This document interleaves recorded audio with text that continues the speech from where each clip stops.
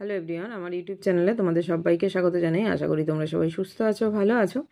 আজকে তোমাদের সাথে একটা গুরুত্বপূর্ণ রচনা পণ প্রথা ও নারী নির্যাতন শেয়ার করতে চলেছি। ভিডিওটাকে কেউ স্কিপ না করে পুরো দেখতে থাকো।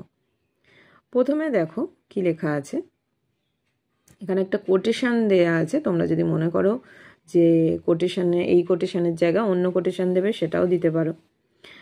বিশ্বের যা কিছু মহান সৃষ্টি চিরকল্যাণকর, অর্ধেক তার সৃজি আছে নারী, অর্ধেক তার নর। কাজী নজরুল ইসলাম। কিন্তু নারীকে তো কোনোদিনই আমরা তার প্রাপ্য মর্যাদা দিইনি। শৈশব ও কৈশোরে নারী তার পিতার অধীন, যৌবনে পতিদেবতার এবং বার্ধক্যে পুত্রের অধীন। নারীর আবহমান কালের ইতিহাস সম্পূর্ণভাবে অধীনতার ইতিহাস। কবির কল্পনায় নারী কখনো উর্বশী সুন্দর, কখনো লক্ষ্মী কল্যাণী, আবার কখনো বা রাক্ষসী পিশাচী। অর্থাৎ আমাদের পুরুষ শাসিত সমাজ নারীকে চিরকাল অর্ধেক মানবী হিসেবেই দেখে এসছে, পূর্ণ সত্তায় কোনোদিনই তাকে প্রত্যক্ষ করেনি। আজ পর্যন্ত আমরা নারীর যথাযথ মূল্যায়নে প্রয়াসী হইনি। আজও নারীরা আমাদের সমাজের নানা কুপ্রথা ও সংস্কারের বলি। পণ প্রথা এই তালিকায় সবার উপরে। যাব না আর বাসর কক্ষে বধূবেশে বাজায় কিঙ্কিনি।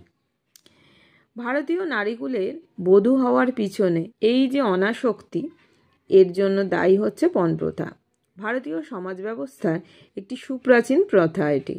প্রাচীন ভারতে বরপণ ও কন্যাপণ উভয়ই প্রচলিত ছিল। উচ্চতর সমাজে যেমন বরপণের রমরমা, আদিবাসী সমাজে তেমনি প্রচলিত কন্যাপণ। বর্তমান কন্যা সন্তান জন্মানো যেন এক সামাজিক অভিশাপ। পুত্র সন্তানের আবির্ভাব যেখানে উৎসব ও আনন্দমুখর, কন্যা সন্তানের জন্ম যেন সেখানে বিষণ্ণ মেদুর। এই ব্যাপারটা এখন একটুখানি লাঘব হলেও পুরোপুরি কিন্তু এখনও কিন্তু এটা বিলুপ্ত হয়ে যায়নি। এখনও কিন্তু অনেক জায়গাতেই দেখবে কন্যা সন্তান জন্মালে মানে একটুখানি সমস্যা, অনেক জায়গাতে তারা সেটাকে মেনে নিতে পারে না। পুত্র হলে তারা যেন বেশি খুশি। আর এই বিষণ্ণতার পিছনে রয়েছে কন্যার বিবাহ ও বরপণের দুর্বিষহ বোঝা। গরিব পিতামাতার পাত্রপক্ষের চাহিদা অনুযায়ী পণ দিতে অপারগ হলেই তাদের আদরের নিরুপমাদের ওপর চলে অকথ্য নির্যাতন। এমনকি অসংখ্য নিষ্পাপ বধূকে এক বুক বোবা যন্ত্রণা নিয়ে এবং যৌবনের সমস্ত রঙিন স্বপ্নকে বিসর্জন দিয়ে জীবনের ময়দান থেকে বিদায় নিতে হয়। বস্তুত আজ কন্যা দায়গ্রস্ত পিতামাতার কাছে কন্যা সম্প্রদান নয়, কন্যা বলিদান। বিবাহ নামক ব্যবসায় কন্যাকে আমরা একটি লাভজনক পণ্যের ঊর্ধ্বে আর কিছুই ভাবতে চাই না। দৈনিক সংবাদপত্রের প্রথম পাতায় বধূ নির্যাতন ও বধূ হত্যার ঘটনা দেখে ও শুনে আমাদের প্রাত্যহিক দিনযাত্রা শুরু হয়। আজও আমাদের ঘরে ঘরে নিরুপমারা চোখের জলে, বুকে ভাষায়, অনশনে দিন কাটায়। আর করুণাময় বাবুর মতো কন্যা দায়গ্রস্ত পিতারা অপমানিত ও লাঞ্ছিত হতে হতে শেষ পর্যন্ত আত্মঘাতী হন। ভাবতে অবাক লাগে এই 20 শতকের যুক্তিবাদ ও বিজ্ঞানের সর্বব্যাপী রমরমার যুগেও রূপ কানোয়ার সতী হয়। 21 শতকের সূচনায় আজ ভারতীয় নারী সামান্য দু একটি ব্যতিক্রম ছাড়া সর্বতোভাবে পুরুষ শোষিত ও শাসিত। নবজীবনের সূচনায় আজও ভারতীয় নারীরা তাদের পতিদেবতাদের বলতে পারে না, আরে প্রেমের বীজ যে করো অসংকিনী। দেখো প্রথম ভূমিকাটা এখানে আমি এইগুলো দেখতেই পাচ্ছ, আমি আর বলিনি, তো যাই হোক তা একবার বলে দিচ্ছি। প্রথমে ভূমিকাটা এইভাবে শুরু হয়েছে, তারপরের পয়েন্ট করবে বিবাহ ও পণ প্রথা, তারপরে হচ্ছে নারী নির্যাতন। তারপরের পয়েন্ট দেখো আন্তর্জাতিক নারী দশক ও ভারতীয় নারী। কথা বলি, নারীরা যদি পুরোপুরি স্বাধীন বা সেই রকমই হতো তাহলে এই যে ঘটনাগুলো এইভাবে ঘটতো না। পরপর দেখছো নানা জায়গায়, এখন মিডিয়া অনেক সক্রিয় তাই আমরা এগুলো জানতে পারি, কিন্তু অনেক ঘটনায় ধামাচাপা পড়ে, যেমন এই আরজি করের ঘটনা হলো, এছাড়া আরও অনেক আছে।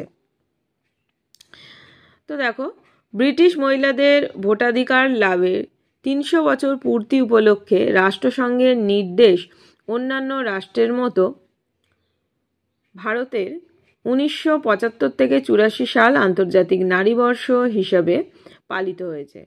সরকারি ও বেসরকারি নানা কর্মসূচি নেওয়া হয়েছে, স্বীকৃত হয়েছে নারীর গণতান্ত্রিক অধিকার। কিন্তু আজও সমাজ থেকে নির্মূল হয়নি পণ প্রথার মতো বহু কলঙ্কিত প্রথা। আজও সমাজের সমস্ত ক্ষেত্রে সর্বব্যাপী অগ্রগতি সত্ত্বেও আমরা তাদের দ্বিতীয় শ্রেণীর নাগরিক হিসেবেই গণ্য করি। তাদের সামাজিক অবস্থানের কোনো রকম ফের ঘটেনি। আজ আমাদের জাতীয় কলঙ্ক এই পণ প্রথা। তাই এই প্রথা দূরীকরণের জন্য সরকার বিশেষভাবে উদ্যোগী হয়েছে। 1961 সালে সর্বপ্রথম পণ প্রথা, দেখো এটা প্রতিকার পয়েন্ট করবে, পণ প্রথা নিবারণী আইন প্রণীত হয়। এই আইনের বিচ্যুতিগুলোকে দূর করার উদ্দেশ্যে 1984 সালে এই আইনটির আমূল সংশোধন করা হয়। এমনকি সামাজিক বিষবৃক্ষটি নির্মূল করার উদ্দেশ্যে 1989 সালে আমাদের দেশে পণ ও যৌতুক প্রতিরোধ বিলটিকে একটি সুনির্দিষ্ট আইনের রূপ দেওয়া হয়। এই বিষয়ে তদন্তের জন্য একটি বিশেষ তদন্ত সেল গঠন করা হয়। এই আইনে অপরাধীদের সর্বনিম্ন 7 বছর এবং সর্বোচ্চ যাবজ্জীবন কারাদণ্ডের ব্যবস্থা করা হয়েছে। এই পণ ও নারী নির্যাতন সংক্রান্ত অভিযোগের দেখভালের জন্য সরকার পৃথক একটি সমাজ কল্যাণ দপ্তর তৈরি করেছে। তবু এই সরকারি ব্যবস্থা সত্ত্বেও আমাদের দেশে প্রতি বছর গড়ে 10 থেকে 15,000 নারীকে এই পণ প্রথার বলি হতে হয়। আসলে কেবলমাত্র সরকারি আইনের দ্বারা এই কুপ্রথাটি দূর করা কোনোদিনই সম্ভব নয়। এজন্য সর্বাগ্রে প্রয়োজন, তাহলে সবার আগে কি প্রয়োজন দেখো, নারী শিক্ষার সার্বিক প্রসার, সামাজিক বোধের বিকাশ এবং নারীকে স্বনির্ভর করে তোলা, এবং তা সম্ভব হলেই কেবলমাত্র এই প্রথাটির বিলুপ্তি সম্ভব। নারীকে আপন ভাগ্য জয় করিবার কেন নাহি দিবে অধিকার, হে বিধাতা। তারপরে একদম শেষ পয়েন্ট, উপসংহার। বাস্তবে কি নিজের ভাগ্য জয় করবার জন্য আজ এগিয়ে আসতে হবে ভারতীয় নারীদের। শিক্ষা, আত্মনির্ভরতা এবং আত্মমর্যাদাবোধ উদ্বুদ্ধ হয়ে প্রত্যেক ভারতীয় নারীকে হয়ে উঠতে হবে একজন ঝাঁসির রানী। ছিনিয়ে নিতে হবে নিজের অধিকার। পাশাপাশি দেশের ছাত্র যুব সমাজকে দেনা পাওনার ঘৃণিত পণ্যে পরিণত না হয়ে উঠতে হবে আদর্শনিষ্ঠ প্রেমিক যোগ্য স্বামী। পণ নেব না, পণ দেব না। নারী পুরুষের এই নববোধি আমাদের দেশ থেকে দূর করবে শত শতাব্দী লাঞ্ছিত পণপ্রথা ও নারী নির্যাতনের বিভীষিকা। তাহলেই আমাদের ঘরে ঘরে আমরা ফিরে পাবে তাদের নারীত্ব। আজকে রচনাটা এখানেই শেষ করলাম। নেক্সট ভিডিওতে অন্য কিছু নিয়ে তোমাদের সাথে আলোচনা করব।